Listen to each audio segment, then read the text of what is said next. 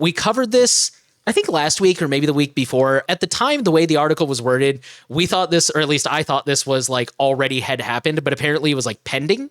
But now it has officially happened. Brazil has blocked X/Twitter/Zitter/Birdsite/ whatever you want to call it after a court order.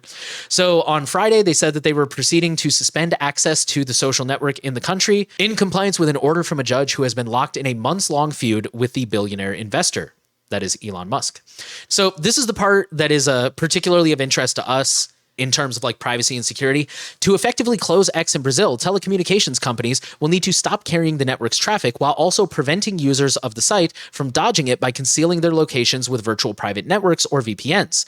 The judge therefore further ordered that those who continue to access X via VPNs will be fined up to 50,000, I'm sorry, Brazilians, I'm going to screw this up, reais? Say again? Reais.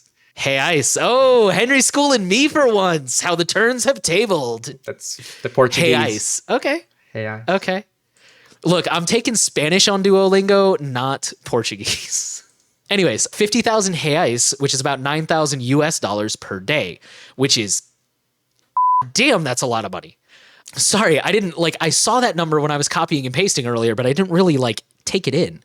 Tech giants Apple and Alphabet's Google were also initially instructed in the order to remove the X app from their app stores. Both companies were also ordered to implement so-called anti-VPN obstacles that would make it more difficult for users to open X on phones or tablets, but the judge later reversed that part of the order, saying it would not be needed.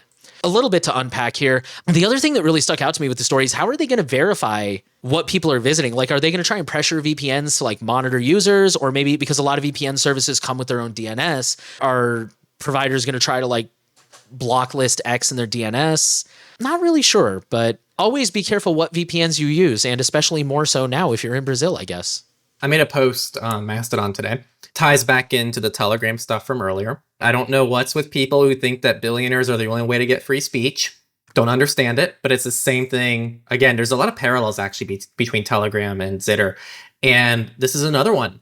If you want an actual free speech platform, use something that can't just be blocked by a single entity in your country. This is where federated services are fantastic, like Mastodon. Mastodon is actually built to be decentralized. It's built to actually enable people to have proper free speech. It's designed so that if you don't want to hear someone else's speech, you can still just block them, but then they still have their own place to have it. So, you have to use tools that are built from the ground up to actually be resilient to censorship, actually enable free speech, and they technologically enable users to do what they want to do.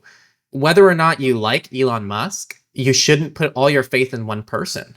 I just don't understand this concept. There already are tools that are a lot more censorship resistant. I'd even argue Nostr and other platforms like Blue Sky are even better than X. Those are kind of the only thoughts I have here. It is unfortunate. I just hope there isn't any kind of issue with the VPN providers. It's hard to know if people will actually be held accountable for this. $9,000 per day. I mean, it's a tough battle to pick here because they can't just block VPN users. So, and you technically can still use a VPN in Brazil, just not to access Zitter with it.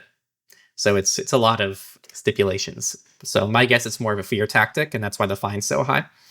But just proceed with caution.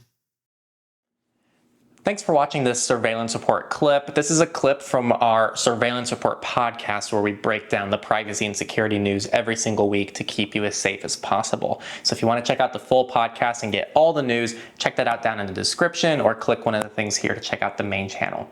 See you next time.